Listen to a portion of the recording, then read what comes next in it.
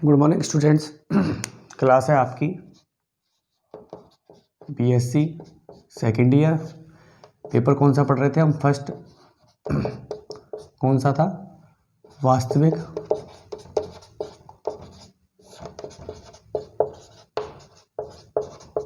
विश्लेषण। क्लास है आपकी 18। ठीक है, लास्ट क्लास में हम क्या पढ़ रहे थे? सतत फलन के बारे में पढ़ रहे थे। सतत फलन क्या होता है, कैसे होता है, दो परिभाषाएं पढ़ी हमने। कौशी की परिभाषा से भी सतत फलन देखा और हेनी परिभाषा से कैसे दिखाते हैं। दोनों में क्या फ़र्क था कि कौशी की परिभाषा से तो वही था कि F x minus F A less than epsilon for all x minus A less than delta, ये कौशी था।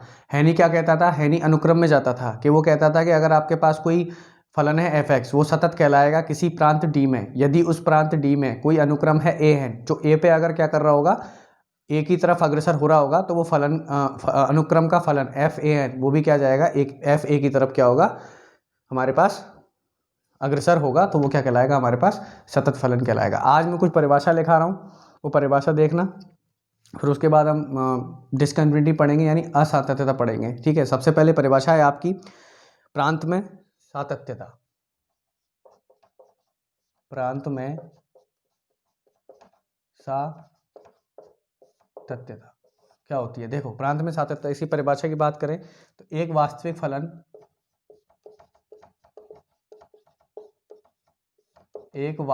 फलन एफ एक्स जो प्रांत डी में परिभाषित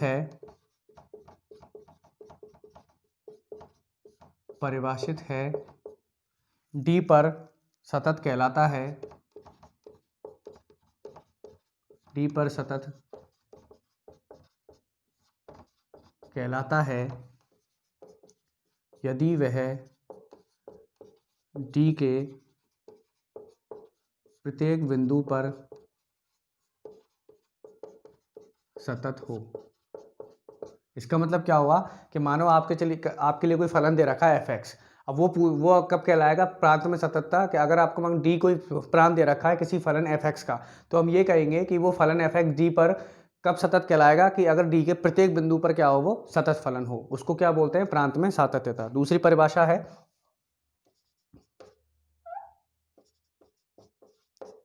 दक्षिण तथा वाम पक्ष से सातत्य।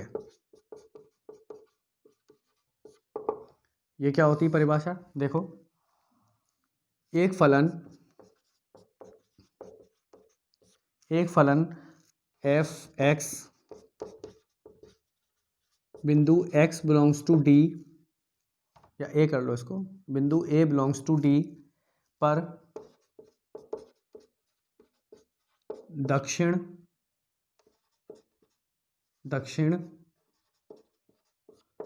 पक्ष से सतत कहलाता है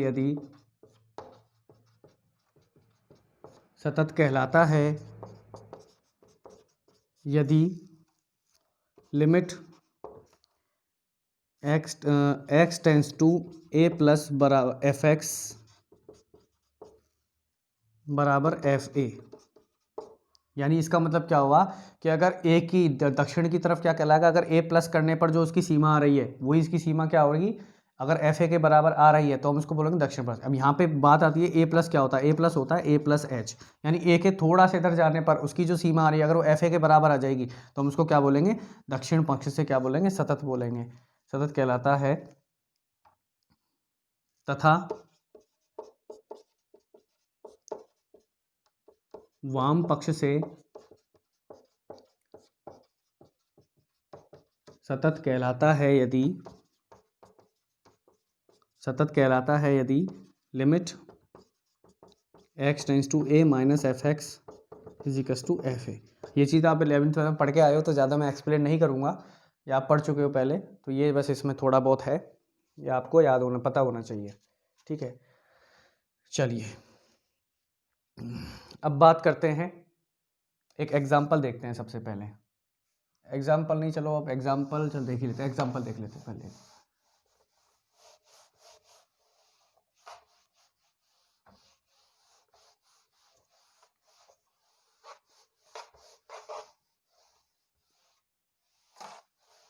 एग्जाम्पल देखते हैं। देखो जैसे आपको दे रखा है, क्वेश्चन है एफ एक्स बराबर सी दे, एफ एक्स बराबर क्या दे रखा है, सी दे रखा है, और प्राप्त क्या दे रखा है आपको, आर दे रखा है। अब आपसे पूछा है कि बताइए ये फलन सतत होगा या नहीं होगा दक्षिण और वाम से। देखो दक्षिण फल, अगर दक्षिण की बात करें, दक्षिण पक्ष की, तो दक्षिण पक्ष क्या कहता है कि limit x tends to a plus बराबर एफ एक्स बराबर एफ ए होगा।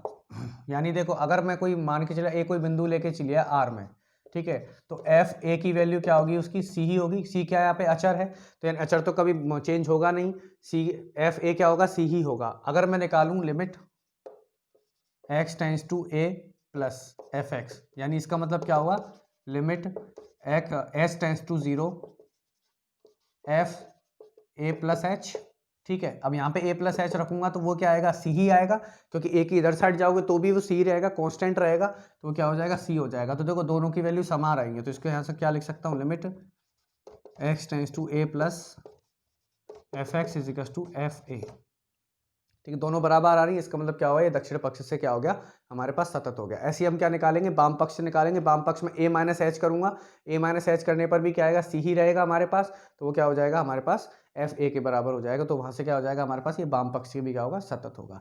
जैसे उदाहरण आप ले लो, एफ एक्स बराबर 3 ले लिया, ये वाली चीज़। अब देखो कोई फलन है, आप कोई बिंदु निकालो, बिंदु पे उस, अगर यहाँ पे कोई 3, यहाँ पे F2 डालोगे तो भी वैल्यू 3 रहनी है, F5 डालोगे तो भी वैल्यू क्या 3 रहनी है। तो इसका मतलब क्या हुआ, इसका मतलब ये हुआ कि ये बिंदु पे निर्भर कर ही नहीं रहा, कोई सा भी बिंदु डालो ये हमेशा 3 ही वैल्यू लेगा, चाहे आप 2 के इधर जाओ चाहे 2 के इधर जाओ, तो हमेशा वैल्यू क्या 3 ही रहेगी। तो हमेशा याद रखना कि जो अचर फलन होता है वो प्रत्येक बिंदु, इसको नोट करके लिखवा देता हूँ मैं आपको, इसको याद रखना, नोट करके लिखवा देता हूँ।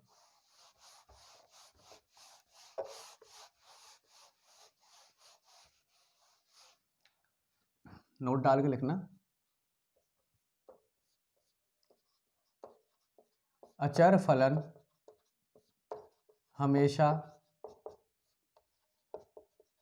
प्रांत के प्रत्येक बिंदु पर सतत होता है। यानी प्रांत का कोई भी बिंदु ले लो आप, उसमें हमेशा क्या होगा, वो सतत होगा। क्यों होगा, उसका रीजन मैं आपको बता चुका हूं कि कोई भी बिंदु डालोगे उसकी वैल्यू, उसका मान, फलन का मान कभी चेंज नहीं होगा। इसलिए क्या होगा, ये अचर फलन क्या होता है, हमेशा प्रांत के प्रत्येक बिंदु पर क्या होता है, सतत होता है। इसलिए अचर फलन को प्रांत पर सतत कहते हैं। यही तो बताया था, प्रांत पर सततता की परिभाषा क्या थी, कि अगर प्रांत के प्रत्येक बिंदु पर अगर फलन सतत है तो वो क्या कहलाता है, प्रांत पर सतत कहलाता है। अब हमने देखा जो अचर फलन होता है वो प्रत्येक बिंदु पर क्या होता है, सतत होता है। प्रांत का कोई भी बिंदु डाल लोगे आप, वो हमेशा क्या होगा, सतत होगा। इसलिए क्या हो गया हमारे पास, प्रांत के प्रत्येक बिंदु पर क्या सतत हो गया, इसलिए क्या कहेंगे, इसको प्रांत पर सतत कहते हैं। ओके, चलिए अब आगे देखते हैं असांतत्य। असांतत्य क्या होता है, देखो असांतत्य,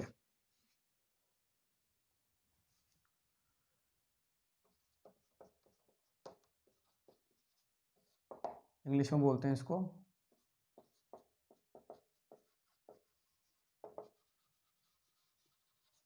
डिसकंटिन्यूटी। क्या होती है, देखो पहला परिभाषा लिखा देता हूं पहले। परिभाषा के, बिंदु ए बिलोंग्स टू डी, बिंदु ए बिलोंग्स टू डी पर एफ की सातत्य की परिभाषा से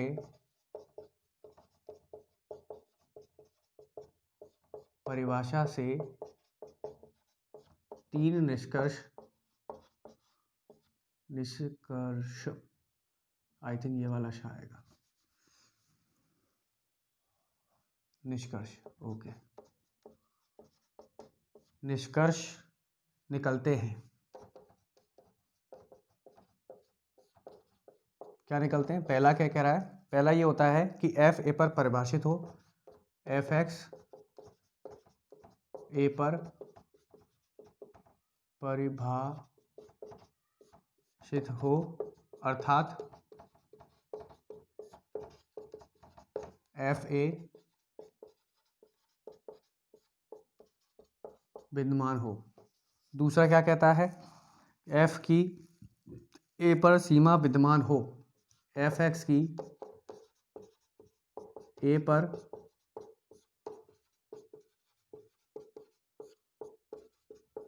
सीमा विद्यमान हो, अर्थात limit x tends to a f x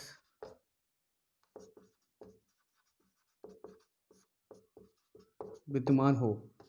तीसरा क्या कह रहा है, तीसरा ये कह रहा है कि limit x tends to a f x बराबर क्या होना चाहिए, एफ ए होना चाहिए। किसी भी सातत्यता से तीन निष्कर्ष निकलते हैं, हम सातत्य की परिभाषा से तीन निष्कर्ष निकलते हैं। पहला निष्कर्ष क्या है कि फलन जो है हमारे पास एक पर परिभाषित होना चाहिए, यानी ऐसा नहीं होना चाहिए कि उसकी वैल्यू डालने पर, जैसे आपको फलन दे दिया 1/x एफ एक्स बराबर, और आपसे पूछ लिया जीरो बिलोंग डी पे कर रहा तो जीरो पे बताइए, अब जीरो डालूंगा तो यहाँ पे क्या हो जाएगा, इन्फिनिटी आ जाएगा, जो विद्यमान ही नहीं है। तो इसका मतलब पहला निष्कर्ष ये निकलता है कि आपके पास अगर कोई बिंदु है ए, तो फलन ए पर क्या होना चाहिए, विद्यमान होना चाहिए, यानी एफ ए क्या होना चाहिए, विद्यमान होना चाहिए। इसका मतलब नहीं कि अनंत वगैरह कुछ आ जाए, ऐसा नहीं होना चाहिए, ठीक है। दूसरी क्या कह रहा है कि एफ एक्स ए पर सीमा विद्यमान हो, यानी सीमा का मतलब होता है कि ए की सीमा क्या आनी चाहिए, विद्यमान होनी चाहिए, यानी ऐसी सीमा अनंत सीमा नहीं आनी चाहिए, कोई ना कोई नंबर आना चाहिए, सीमा विद्यमान हो। दूसरी चीज़ क्या कह रहा है कि जो उसकी सीमा है वो एफ ए के बराबर आनी चाहिए, यानी उस बिंदु पर सीमा उस बिंदु पर मान के बराबर होनी चाहिए। तो ये तीन निष्कर्ष निकलते हैं। असातत्य क्या कहलाएगा, यदि कोई फलन इन तीनों परिभाषाओं को, तीनों निष्कर्षों को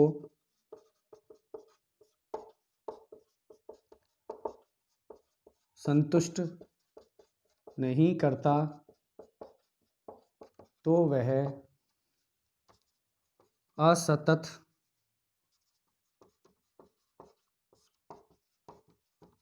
फलन कहलाता है। इसका मतलब क्या हुआ कि अगर इन तीनों में से एक भी परिभाषा, एक भी निष्कर्ष उसने संतुष्ट नहीं किया, तो वो क्या कहलाएगा, असतत फलन कहलाएगा, ठीक है। अब जैसे एग्जाम्पल की बात करते हैं हम, एग्जाम्पल से पहले प्रकार बता देते हैं कि असततता के प्रकार कौन कौन से होते हैं, ठीक है। तो लिखते हैं असततता के प्रकार, परिभाषा समझ में आ गई। अगर इन तीनों में से कोई भी कंडीशन को सेटिस्फाई नहीं करेगा तो वो असतत फलन कहलाएगा, ठीक है।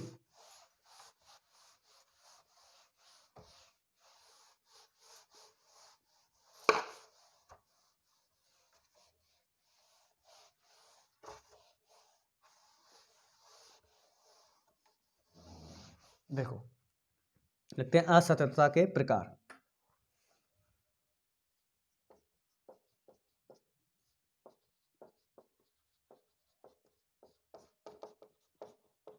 टाइप्स ऑफ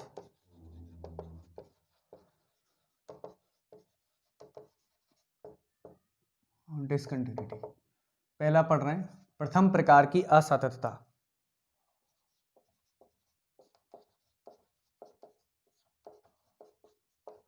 प्रथम प्रकार की असततता, यानी इंग्लिश में बोलते हैं फर्स्ट काइंड ऑफ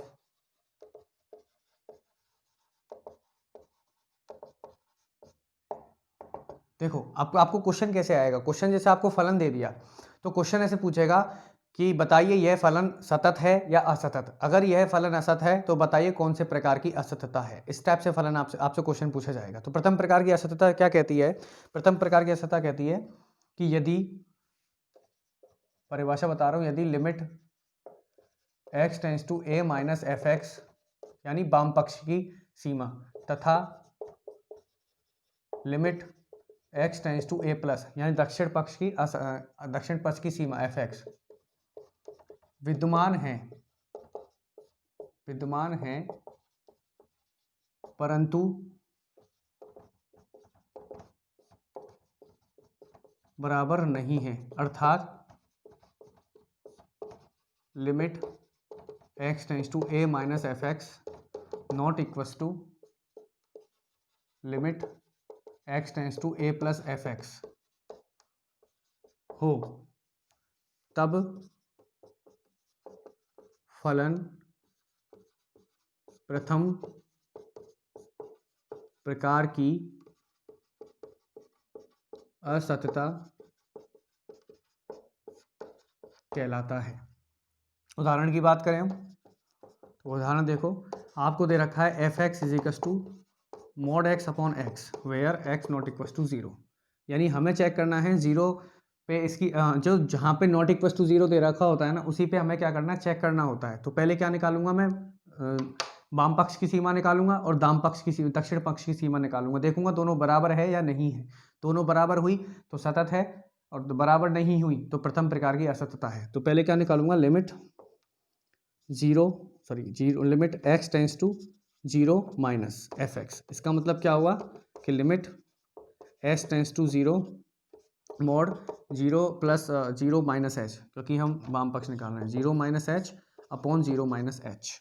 ठीक है, तो यहाँ से क्या आ जाएगा मेरे पास, limit s tends to zero, ये जीरो आएगा यहाँ पे, जीरो।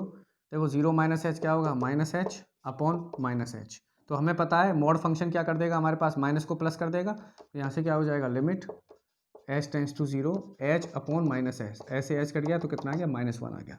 अब दक्षिण की निकालूंगा, limit x tends to zero plus f x.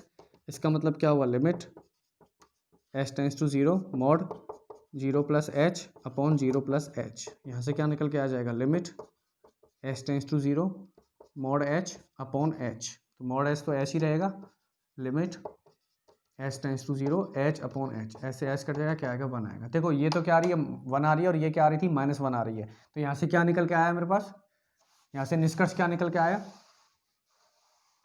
देखो यहाँ से निष्कर्ष क्या निकल के आया कि दक्षिण पक्ष की सीमा और वाम पक्ष की सीमा क्या है, बराबर नहीं है। यानी limit x tends to a minus f x not equals to limit x tends to a plus f x. तो यहाँ से क्या निकल के आया, यह प्रथम प्रकार की असतता है। यह प्रथम प्रकार की असतता है। ऐसे चेक करते हैं प्रथम प्रकार की असतता। ठीक है, अब दूसरा प्रकार पढ़ते हैं। दूसरा प्रकार क्या है, निराकरणीय असतता। दूसरा क्या है, निराकरणीय असतता।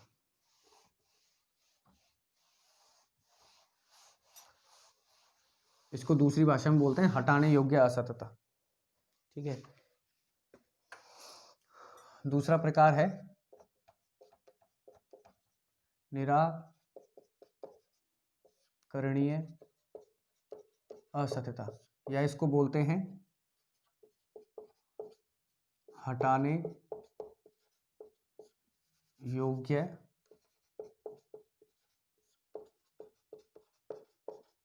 असतता। इंग्लिश में बोलते हैं इसको रिमूवेबल डिसकंटिन्यूटी।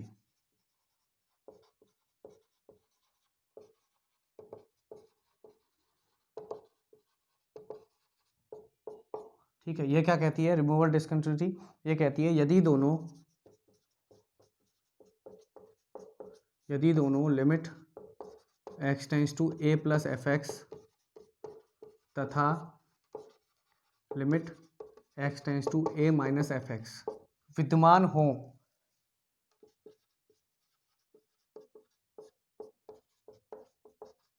तथा बराबर हो,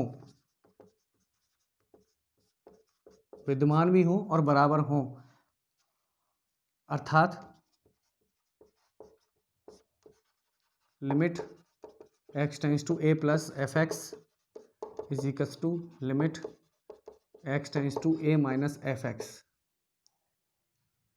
तब परंतु limit x tends to a plus f x is equals to limit x tends to a minus f x not equals to f x हो, यानी एफ ए, एफ एक्स नहीं एफ ए हो, तब यह निराकरणीय असतता कहलाती है।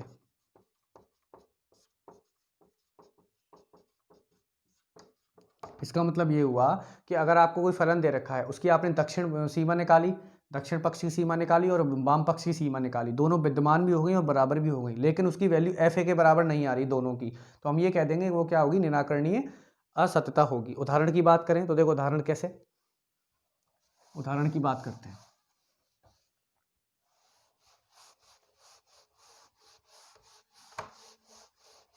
एग्जाम्पल की बात करें, देखो f x is equal to x plus two, x plus two, okay 4x+3 लिख लो,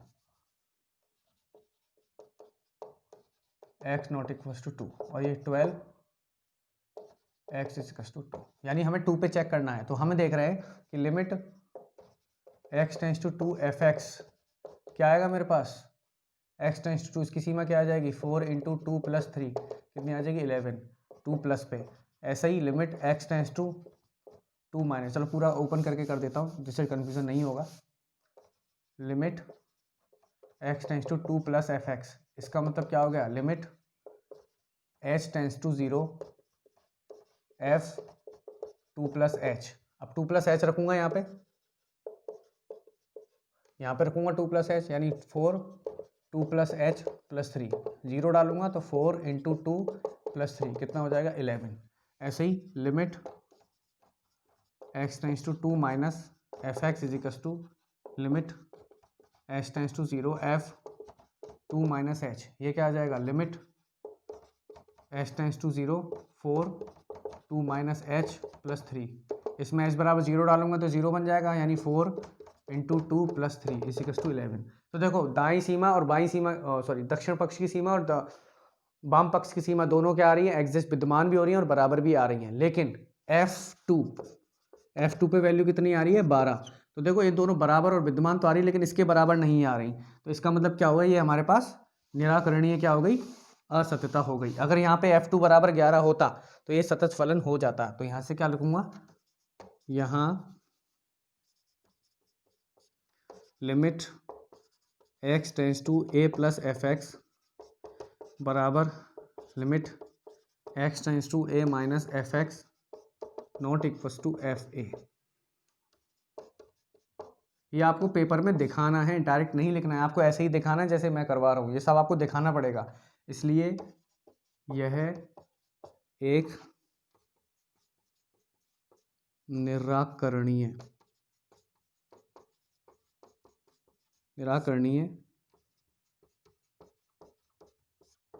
असत्यता है।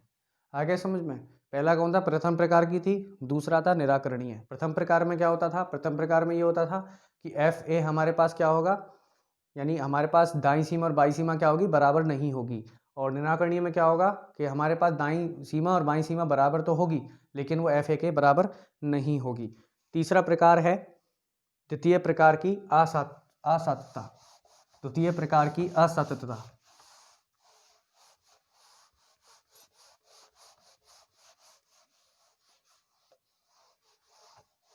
द्वितीय प्रकार की असत्यता क्या होती है, देखो तीसरा है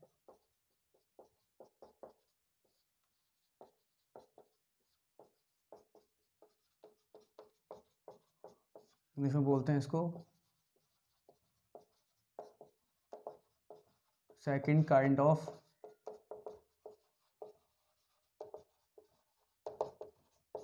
डिसकंटिन्यूटी। क्या होती है, देखो परिभाषा की बात करें तो ये होती है, यदि ना तो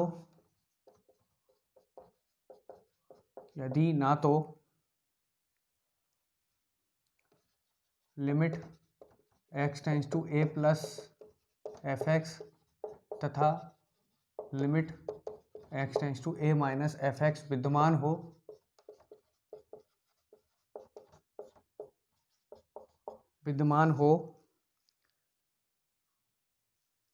तो बिंदु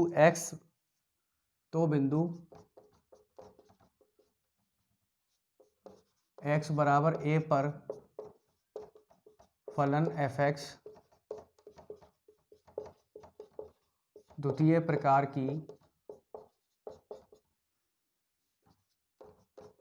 असत्यता कहलाता हो, या इसको ऐसे कर सकते हैं कि यदि ऐसे लिख लो तो कन्फ्यूज़न नहीं होगा, यदि लिमिट एक्स टू दिस और दिस बराबर नहीं हो, सॉरी बराबर नहीं, ऐसे लिख लो, ना तो विद्यमान हो। उदाहरण की बात करते हैं। उदाहरण क्या दे रखा है, एफ एक्स इजिकल्स टू 1। कब होगा 1? जब x पर में है, और 0 जब x अपर में है। तो देखो यहाँ पे x पर में है तो जब तो वैल्यू क्या होगी 1 होगी, और x अपर में है तो क्या होगी 0 होगी। कैसे हम दिखाएंगे? तो हमें पता है कि जैसे ही मैं क्या करूँगा, a से limit x tends to a plus, कोई भी वैल्यू ले ली हमने, a ले ली मान के चलो। अब हमें पता है कि a के थोड़ा सा इधर जाऊँगा तो पर में भी हो सकता है और अपर में भी मिल सकती है। तो हमें ये नहीं पता कि 1 आएगा तो 0 आएगा। तो यहाँ कैसे लिखेंगे, सीमा नहीं है। क्यों नहीं है? क्योंकि देखो जैसे ही हम यहाँ पे बात करते हैं, ये 0 हुआ या 1 हुआ, तो हमें पता है दो नंबर्स के बीच में बहुत सारे परमे नंबर होते हैं और बहुत सारे क्या होते हैं, अपरमे नंबर्स होते हैं। तो जैसे ही मैं देखो 0 से थोड़ा सा इधर जाऊँगा तो मुझे ये नहीं पता कि परमे आएगा कि अपर में आएगा, तो बहुत सारे परमे अपर में, तो इसलिए क्या होगी, इसकी सीमा विद्यमान नहीं होगी। ऐसे ही इधर जाऊँगा तो हमें पता है यहाँ पे -1 होगा, तो यहाँ से ऐसे ही इधर जाऊँगा मैं, तो मुझे पता है इन दोनों के बीच में भी बहुत सारी परमे नंबर्स हैं और अपर में नंबर्स हैं। जैसे ही मैं यहाँ पे जाऊँगा तो मुझे नहीं पता कि पर में आएगा कि अपर में आएगा, इसलिए इसकी वाम पक्ष भी क्या होगा, विद्यमान नहीं होगा। यानी x tends to a minus f x बराबर सीमा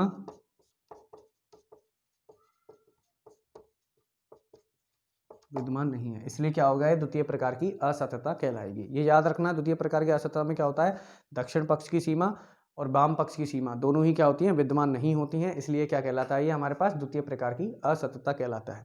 ठीक है, तो कल हम पढ़ेंगे दो आपकी टाइप्स और रह गए इसमें, मिश्रित असततता और रह गया एक हमारे पास दोलन असततता, तो वो नेक्स्ट क्लास में करेंगे। तो आज की क्लास में तो नॉर्मल डेफिनेशंस थी, ज़्यादा कुछ करवाए नहीं आज, तो इनको याद रखना, क्वेश्चन आता है इनके ऊपर भी, आपको कोई फलन दे देगा और पूछ लेगा सतत है या असतत है, और अगर असतत है तो कौन से प्रकार की असततता है उसमें। कई बार क्वेश्चन ऐसा भी होगा कि पांचों प्रकार की असततता दिखाएगा, या फिर ऐसा भी हो सकता है कि एक ही प्रकार की असततता दिखाए।